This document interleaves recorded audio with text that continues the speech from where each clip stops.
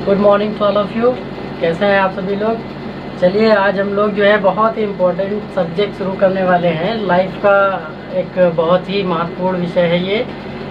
आपने high school में science पढ़ी होगी। साइंस के अंतर्गत आपने देखा कि आपको जो है केमिस्ट्री पढ़ाई गई, जिसको हम रसायन विज्ञान के नाम से जानते हैं। आपको बायो पढ़ाई गई, जिसको जीव विज्ञान के नाम से जानते हैं। और आपको भौतिक पढ़ाया गया, फिजिक्स पढ़ाया गया। ठीक है, तो तीनों को आप मिला दीजिए तब जा कर के आपने एक विषय पढ़ा था साइंस। ठीक है, लेकिन अब जब आप जो है 10th का एग्ज़ाम देने के बाद पास आउट हो करके 11th में साइंस साइड से एडमिशन लेते हैं तो आपको एक नया सब्जेक्ट मिलता है फिजिक्स, जो कि पहले एक पार्ट था साइंस में से। अब उसमें से इसको अलग करके पूरा एक सब्जेक्ट बना दिया गया है। ठीक है, अब ये सब्जेक्ट क्यों बना भाई, इसका अपना भी बहुत बड़ा महत्व है। आज हम इसी पे चर्चा करने वाले हैं। भौतिकी के बारे में बहुत ही विस्तार पूर्वक समझने वाले हैं कि फिजिक्स क्या होती है, हम फिजिक्स पे किस प्रकार निर्भर करते हैं हमारी लाइफ में, हमारे जीवन में, इसका क्या स्कोप है। तो इन तमाम चीज़ों पे आज हम लोग डिस्कशन इस इंट्रोडक्शन क्लास में करने वाले हैं। ठीक है, और आई होप इसको पढ़ने के बाद आपको भी बहुत अच्छा लगेगा। आप जो है साइंस के बारे में, आपके चारों तरफ हो रही घटनाओं के बारे में कुछ ज्ञान प्राप्त करेंगे और आपके अंदर जिज्ञासा उत्पन्न होगी, क्यूरियोसिटी डेवलप होगी और आप आगे और बढ़ चढ़ कर इसमें जो है अपना योगदान भी देने का सहयोग करेंगे। तो ये एक बहुत महत्वपूर्ण विषय है। अगर आप चाहते हैं रिसर्च में जाना, भविष्य में आप कुछ बन के रिसर्च में जाना चाहते हैं, कुछ नया करना चाहते हैं, आप अच्छी पोस्ट एक्वायर करना चाहते हैं साइंस की फील्ड में as a engineer, as a doctor, तो आप जो है आपको फिजिक्स आनी मस्ट है, फिजिक्स के कॉन्सेप्ट आने मस्ट है। और इससे जो है हम लोग बहुत ज़्यादा अपने देश की उन्नति भी कर सकते हैं, अपना भी विकास कर सकते हैं। और इस चेंजिंग एरा में, इस बदलते हुए समय में जो साइंस है वो एक बहुत बड़ा रोल प्ले करती है। ठीक है, तो आई होप सभी स्टूडेंट को बहुत ही केयर के साथ इस पे ध्यान देना चाहिए, क्योंकि हम लोग जब इंटर कर लेते हैं और अपनी पढ़ाई कंप्लीट कर लेते हैं 10+2 वाली, तो हम उसके बाद सोचते हैं कि अब हम क्या करें। हमारे पास एक बहुत बड़ा चैलेंज होता है, हम कौन सी फील्ड में जाएं, कौन सी फील्ड में ना जाएं।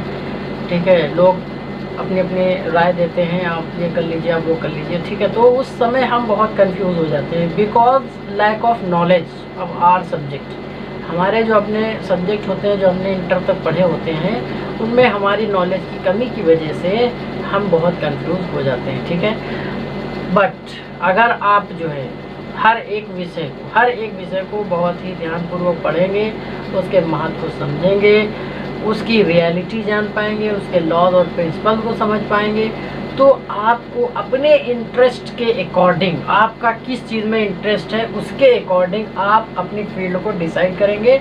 आपकी फील्ड डिसाइड करने के लिए कोई बाहरी कैंडिडेट की आवश्यकता नहीं होगी, आपको किसी से राय लेने की आवश्यकता फील्ड से रिलेटेड नहीं होगी। आप इंस्टीट्यूशन की राय ले सकते हैं, आप एग्ज़ाम पैटर्न की राय ले सकते हैं, बट अगर आपको अपना एम सेट करना है कि आप एम सेट करना चाहते हैं, तो वो आपको तभी होगा जब आप हर एक विषय को बहुत ही डिटेल्ड में पढ़ेंगे, उसके प्रिंसिपल को समझेंगे, उसकी साइकोलॉजी को समझेंगे उस विषय की। तो आई होप आप बहुत बेहतर भी कर पाएंगे और अपने आगे आने वाले भविष्य के लिए आप एक अच्छे डिसाइडर बनेंगे, इन्फ्लुएंसर बनेंगे, आप अपने भविष्य को इन्फ्लुएंस करेंगे। ठीक है, और आपको किसी की इस प्रकार से मदद की ज़रूरत नहीं होगी कि मुझे सुझाव दीजिए कि मुझे क्या करना चाहिए। तो I hope each and every subject have its own importance. सभी सब्जेक्ट अपना एक महत्व रखते हैं। सो उसी के अंतर्गत आज हम एक सब्जेक्ट शुरू करने वाले हैं, फिजिक्स, जिसके बारे में हमने अभी बताया। ये जो है बहुत ही ज़्यादा इम्पोर्टेंट सब्जेक्ट है। ठीक है, तो आज हम लोग यहीं से शुरू करते हैं। सबसे पहले आज हम जानेंगे कि भौतिकी क्या है, व्हाट इज़ फिजिक्स। ठीक है, तो आज हम जानते हैं कि जो आज का टाइम चल रहा है, जो दौर चल रहा है, ये साइंस का दौर है। It is the era of science, science का ज़माना है, ठीक है। तो साइंस के ज़माने में हमें एडवांस होना ज़रूरी है। अब इसके अंतर्गत साइंस में जो सबसे ज़्यादा हम उसमें डिस्कशन करने वाले हैं वो भौतिकी। भौतिकी का अगर हम अंग्रेज़ी मीनिंग की बात करें, अर्थ की बात करें, तो ये क्या होता है? फिजिक्स। इंग्लिश में भौतिकी को हम क्या कहते हैं? फिजिक्स कहते हैं। अब इसके अंतर्गत क्या घटनाएं, क्या चीज़ स्टडी की जाती हैं, क्या पढ़ा जाता है, तो क्लियर कट जो बेसिक डिफिनेशन बनाई गई वो डिफिनेशन ये थी, जो कि मैंने बोर्ड पे भी लिख रखा है, आप अच्छे से समझ सकते हैं। अगर आपसे कोई पूछे व्हाट इज़ फिजिक्स, है ना, तो इनिशियली आप बता सकते हैं कि भौतिकी जो है वह विज्ञान है जिसके अंतर्गत आप प्रकृति और प्राकृतिक घटनाओं का वैज्ञानिक अध्ययन करते हैं, उसको हम क्या बोलते हैं? भौतिकी बोलते हैं। बहुत ही सिंपल डिफिनेशन है। अगर हम आसान शब्दों में समझाना चाहें तो ऐसा समझिए कि आपके चारों ओर जो भी घटित हो रहा है, जो घटनाएं हो रही हैं, सूरज निकल रहा है, ढल रहा है, दिन हो रहा है, चारों तरफ उजाला फैल रहा है, रात हो रही है, अंधेरा छा जा रहा है, सूर्य ग्रहण होता है, ग्रह गति करते हैं, मशीनें चलती हैं, तमाम चीज़ें जो आपके चारों ओर हो रही हैं, ये एक जो है घटना जो आप देख रहे हैं, ये एक जो है नियम के अनुसार हो रही है। और उस नियम को सिंपल तरीके से, साइंटिफिक तरीके से समझना भौतिकी कहलाता है, और वो फिजिक्स के अंतर्गत आता है। इसी को हम फिजिकल साइंस बोलते हैं। आई होप सभी को भौतिकी के बारे में समझ में आ गया होगा। अब बात करते हैं कि भौतिकी में वो क्या मेन है जिसकी हम स्टडी करते हैं। तो सबसे पहले ये अति आवश्यक है कि हम जानें कि द्रव्य क्या होता है। आपके सामने एक शब्द आता है द्रव्य, मैटर, MATTER, मैटर, ठीक है। द्रव्य क्या है? हम जानते हैं कि इस संसार के अंदर जितनी भी वस्तुएं मौजूद हैं वो द्रव्य से मिलके बनी हैं, जिनको हम टच कर सकते हैं, जिनको हम फील कर सकते हैं, जो हमें एहसास दिलाती हैं। All those things have their own matter, उनका अपना द्रव्य होता है। सभी कण, सभी वस्तुएं, संसार की हर एक चीज़ द्रव्य से मिलकर के बनी होती है। और इस संसार में जो दूसरी इम्पोर्टेंट चीज़ है वो है एनर्जी, जिसको हम ऊर्जा बोलते हैं, ठीक है। तो ऊर्जा जो है ये भी एक बहुत ही इम्पोर्टेंट फॉर फिजिकल कॉज है, कारण है, भौतिक वजह है, ठीक है। तो किसी वस्तु को कार्य यदि करना है, किसी वस्तु को कार्य करने के लिए ऊर्जा की आवश्यकता होती है। Without energy no one can do any type of work. अगर कोई वस्तु, कोई व्यक्ति, कोई मशीन जिसके पास कोई ऊर्जा नहीं है, वो किसी भी कार्य करने में सक्षम नहीं हो सकता है। तो फिजिक्स के अंतर्गत हम लोग द्रव्य और एनर्जी के संबंधों को स्टडी करते हैं। इसी के मदद से हम सब चीज़ें डेवलप करते हैं। अगर एनर्जी नहीं है तो भी डिवाइस काम नहीं कर सकता है, और बिना द्रव्य के कोई चीज़ एग्जिस्ट नहीं करती है, ठीक है। अब पहले ये दोनों चीज़ें अलग अलग समझी जाती थी कि द्रव्य एक अलग चीज़ है, ऊर्जा एक अलग चीज़ है, ठीक है। फिर आने वाले टाइम में जब दौर बदला आपका, तो एक साइंटिस्ट आए जिनका नाम था आइंस्टीन।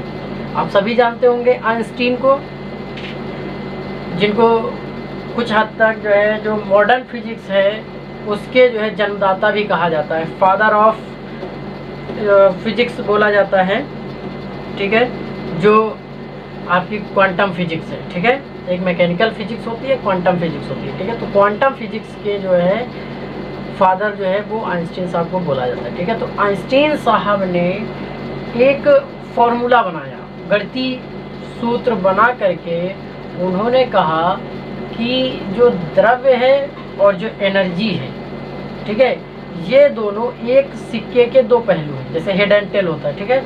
ये क्या है? एक सिक्के के दो पहलू हैं। इन्होंने एक फॉर्मूला दे करके ये बात समझाई कि आप द्रव्य को एनर्जी में कन्वर्ट कर सकते हैं और एनर्जी को द्रव्य में कन्वर्ट किया जा सकता है। तो ये अतः ये एक सिक्के के दो पहलू हुए। ठीक है, तो इन्होंने जो गणितीय सूत्र बना के आपको दिया, ठीक है, वो जिसको हम ऊर्जा द्रव्यमान, जो ऊर्जा होता है, इन्होंने जो नियम दिया बताया कि जो ऊर्जा होती है वो आपकी बराबर होती है द्रव्यमान गुणे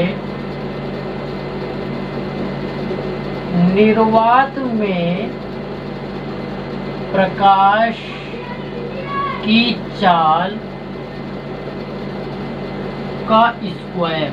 ठीक, मतलब अगर हम शॉर्ट फॉर्म में लिखें तो एनर्जी इक्वल्स टू mc²। आप सभी लोग जानते हैं ये आइंस्टीन संबंध जो है द्रव्यमान ऊर्जा संबंध कहलाता है, ये आइंस्टीन साहब ने दिया था। ठीक है, आइंस्टीन इक्वेशन भी कभी कभी इसको बोलते हैं। ठीक है, तो ये आइंस्टीन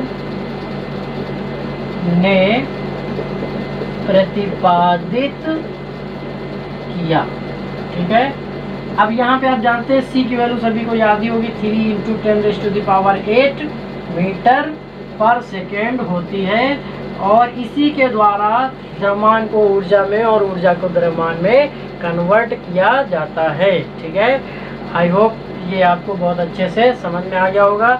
इस आधार पर आइंस्टीन साहब ने भौतिक विज्ञान की अपनी एक अलग परिभाषा दी जो सर्वमान्य रही। ठीक है, भौतिक विज्ञान की जो नई परिभाषा बनी वो कुछ इस प्रकार थी कि भौतिक विज्ञान का वह भाग है, वह अंश है जिसमें ऊर्जा, द्रव्यमान, उनकी अन्योन्य क्रिया, अन्योन्य का मतलब होता है परस्पर, आपस में होने वाली, ठीक है, आपस में रूपांतरण होना, एक दूसरे में इंटरचेंज होना, ठीक है, रूपांतरण का अध्ययन किया जाता है। ठीक है, मतलब भौतिक विज्ञान की वह भाग है, वह ब्रांच है जिसके अंतर्गत द्रव्यमान और ऊर्जा के बीच पारस्परिक अन्योन्य क्रियाओं का अध्ययन किया जाता है।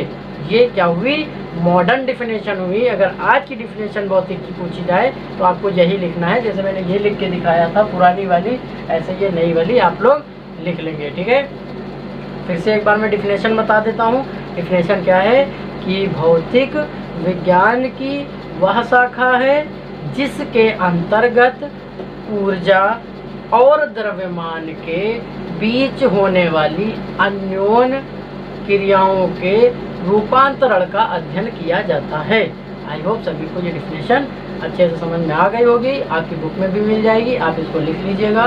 This is very important. Okay, और फिर अब हम लोग आगे बढ़ते हैं। ठीक है, इसके बाद हम बात करते हैं कि आखिर हमारी रियल लाइफ में जो भौतिक विज्ञान है उसका रोल क्या है, कहाँ कहाँ उसको अप्लाई करते हैं, किस हद तक हम उसको लगा सकते हैं, कार्य क्षेत्र क्या है। अगर हम एक शब्द में बोले तो भौतिक विज्ञान का कार्य क्षेत्र क्या है, उस पर ज़रा हम लोग चर्चा करते हैं। ठीक है, तो इस बात को समझने के लिए हम लोगों ने इसको दो भागों में बांट दिया। ठीक है, भौतिक विज्ञान को क्या किया, हम लोगों ने दो पार्ट्स में भाग लिया।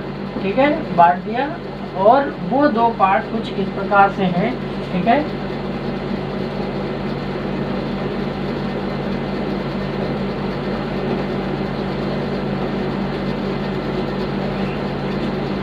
एक हुआ जो स्थूल भौतिक की स्थूल प्रभाव के अंतर्गत आता है। ठीक है, भौतिक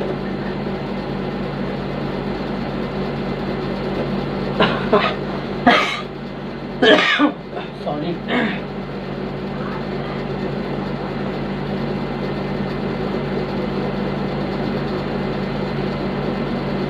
भौतिकी के स्थूल प्रभाव, ये इसका फर्स्ट टाइप हुआ। ठीक है, और इसके अंतर्गत अभी हम बताएंगे इसके अंतर्गत कौन कौन सी जो है चीज़ें आएंगी, इनके अंदर हम क्या पढ़ने वाले हैं। ठीक है, और एक होता है सूक्ष्म प्रभाव। ठीक है, भौतिकी का जो दूसरा पार्ट है, भौतिकी का सूक्ष्म प्रभाव, ठीक है, भौतिकी का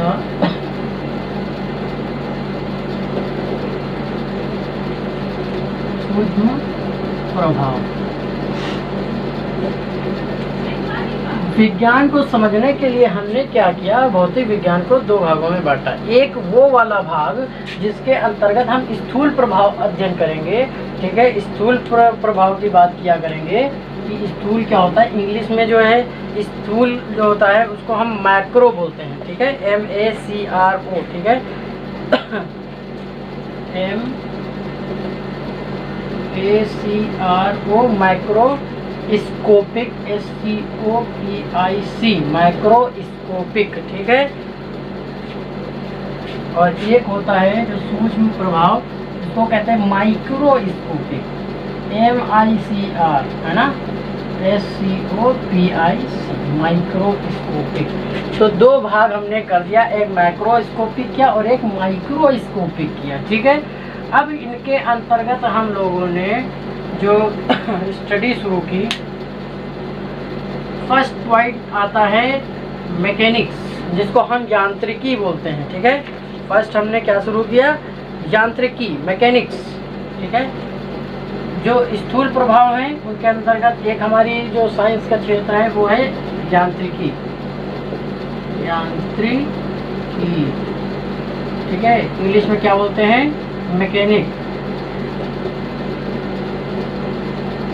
मैकेनिक्स हो गया, ठीक है। अगर हम दूसरे की बात करें तो ऊष्मागतिकी, थर्मोडायनेमिक्स, ठीक है। सेकेंड क्या है, ऊष्मागतिकी, ठीक है, जिसको हम इंग्लिश में कहते हैं थर्मोडायनामिक्स, ठीक है। तीसरी बात यांत्रिकी हो गया, ऊष्मागतिकी हो गया, प्रकाशिकी,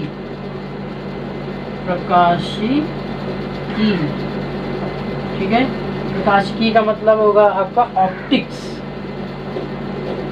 ठीक है, हमने ऑप्टिक्स, ठीक है। फिर होता है दोलन एवं तरंगों के बारे में स्टडी करते हैं, ठीक है। नेक्स्ट डिपार्टमेंट क्या है, दोलन अथवा तरंगे, ठीक है, मतलब ऑसिलेशंस एंड वेव्स, ठीक है,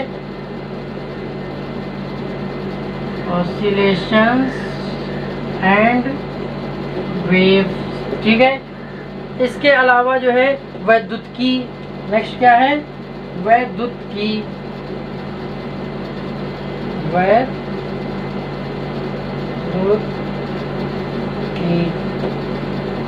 ठीक है, जिसको हम इलेक्ट्रिसिटी बोलते हैं, इलेक्ट्रोडायनेमिक्स बोलते हैं, इलेक्ट्रोडायनामिक्स,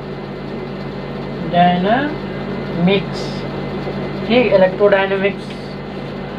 अब अगर हम माइक्रो के अंतर्गत बात करें तो जो फिजिक्स का जितना भी आपका डिजिटल पार्ट आता है, आप चाहे वो कम्युनिकेशन पढ़ें, संचार व्यवस्था, कम्युनिकेशन, ठीक है, आप इलेक्ट्रॉनिक्स पढ़ें, ठीक है, इलेक्ट्रॉनिक्स का जितना क्षेत्र आपका है, ठीक है, न्यूक्लियर पढ़ें, मतलब आप जो है एटॉमिक स्ट्रक्चर, है ना, पार्टिकल्स के बारे में, न्यूक्लियस के बारे में, तो वो जितना भी है, ठीक है, डेवलपमेंट ऑफ पार्टिकल्स, है ना, तो वो सारा किसके अंतर्गत आता है, वो सब माइक्रोस्कोपिक प्रॉपर्टीज़ के अंतर्गत आता है। तो फिजिक्स को कुछ इस प्रकार से बांटा गया, न्यूक्लियर स्टडी, ठीक है। तो आप यहाँ अच्छे से देख सकते हैं फिजिक्स एक बहुत बड़ा क्षेत्र प्ले कर रही है, ठीक है। मैकेनिक्स एक अलग पार्ट, जितना आप देखते हैं सिविल इंजीनियर, मैकेनिकल इंजीनियर, है ना, और आपका ऑटोमोबाइल सेक्टर का जितना आदमी है, ठीक है, आर्किटेक्चर, वो सब किस में जाता है, यांत्रिकी से रिलेट करता है। ऊष्मागतिकी जितना मैकेनिकल आदमी है ना, इंजन से रिलेटेड, वो थर्मोडायनेमिक्स में चला जाता है। प्रकाशिकी, ऑप्टिक्स, लेंस वगैरह जितना प्रकाश से रिलेटेड वर्क होता है ऑप्टिक्स के अंतर्गत चला जाता है। दोलन अथवा तरंगे, कम्युनिकेशन जो हम लोग पढ़ते हैं उसमें इसका बड़ा रोल है, कंसेप्ट आता है। विद्युत आप देख ही रहे हैं, इलेक्ट्रिसिटी, इलेक्ट्रिकल की जितने भी टॉपिक है, क्षेत्र है पूरा, वो इसके अंतर्गत आता है। कम्युनिकेशन टेलीकास्ट हो रहा है, रेडियो चैनल टेलीकास्ट हो रहा है, नए नए चैनल टेलीकास्ट हो रहे हैं, तो वो सब कम्युनिकेशन के अंतर्गत आ जाता है। इलेक्ट्रॉनिक्स आपके जो है जितना चिप लेवल काम है, मोबाइल हो गया, कंप्यूटर हो गया, all those things which have the electronic component deals with electronics branch. Nuclear study हो गया, आजकल तो देख रहे हैं एटम बम बन रहे हैं, पता नहीं क्या क्या नए चीज़ें डेवलप हो रही हैं, वो सारी स्टडी हम इन सब ब्रांचों के अंदर करते हैं। और आई होप आपके इंटरेस्ट के ऊपर है कि आप भविष्य में अगर कुछ कहाँ क्या सपना बनाए हुए कहाँ जाना चाहते हैं, तो इन फील्ड्स में से हम अपनी एक फील्ड को अच्छे से सिलेक्ट कर सकते हैं, फिजिक्स को अच्छे से पढ़ सकते हैं, पढ़ने के बाद अपनी इन ब्रांचेस के अंदर हम अपने एक अच्छे रिस्पॉन्सिबल स्टूडेंट की तरह अपने योगदान को दे सकते हैं और भविष्य में बहुत ज़्यादा ख्याति पा सकते हैं, फेमस हो सकते हैं और अच्छी पोस्ट एक्वायर कर सकते हैं, रिस्पेक्टेड जॉब पा सकते हैं, रिस्पेक्टफुल जिसमें बहुत सारी रिस्पेक्ट हो ऐसी जॉब भी पा सकते हैं एज स्टडी करने पर, और अपने खुद का जो है बहुत बड़ा बिजनेस सेटअप डाल सकते हैं इन कॉन्सेप्ट को समझने के बाद। ठीक है, तो आई होप ये अच्छे से समझ में आ गया होगा कि हमारे रियल लाइफ में फिजिक्स क्या रोल प्ले कर रही है और उसका क्या क्या मतलब जो है क्षेत्र है। अगर हम इसको औद्योगिक लिहाज से देखा जाए तो फिजिक्स एक बहुत बड़े उद्योग को उत्पन्न कर चुकी है, बिजनेस क्रिएट कर रही है। आजकल हम देख ही रहे हैं फिजिक्स के ब्रांचेस से रिलेटेड बहुत सारी इंडस्ट्रीज़ डेवलप हुई हैं, है ना। जैसे आजकल आप देख रहे हैं कि जो कम्युनिकेशन है, जो टेलीकॉम सेक्टर है, कितना ज़्यादा वाइड डेवलप हो गया है। इंटरनेट अगर देखा जाए डिजिटल, सब कुछ डिजिटल हो रहा है, तो एक अलग फिजिक्स की बहुत बड़ी ब्रांच डेवलप हो रही। तो आई होप ये एक इंडस्ट्रियल पॉइंट ऑफ व्यू से देखा जाए, कमर्शियल पॉइंट ऑफ व्यू से देखा जाए तो बहुत बड़ा रोल प्ले कर रही है और सभी को इसको बहुत ही ध्यान से समझ करके स्टडी करना चाहिए, क्योंकि अगर आप आज सीरियस हो जाएंगे तो भविष्य में आपको जो है बहुत अच्छे से एक अच्छी जॉब मिल सकती है, इज़्ज़त मिलने वाली है। थोड़ा तो मेहनत करनी पड़ेगी, बिना मेहनत के कुछ नहीं होता है। ठीक है, सभी ने मेहनत किया है, आपको भी मेहनत करना पड़ेगा, तभी जा कर के आप भी कुछ कर पाएंगे। ऐसे ही जुगाड़ से ये वो करने से आप सिर्फ पास हो सकते हैं, नंबर भी पा सकते हैं, बट जो असली मज़ा है लाइफ का ज्ञान पा करके वो नहीं हो सकता है विदाउट हार्ड वर्क। ठीक है, आपको वर्क करना पड़ेगा। आज के दौर में तो बहुत सारी सुविधाएं हैं, आप जो है उन सुविधाओं का यूज़ करके एक अच्छी जगह बना सकते हैं, साइंस को समझ सकते हैं।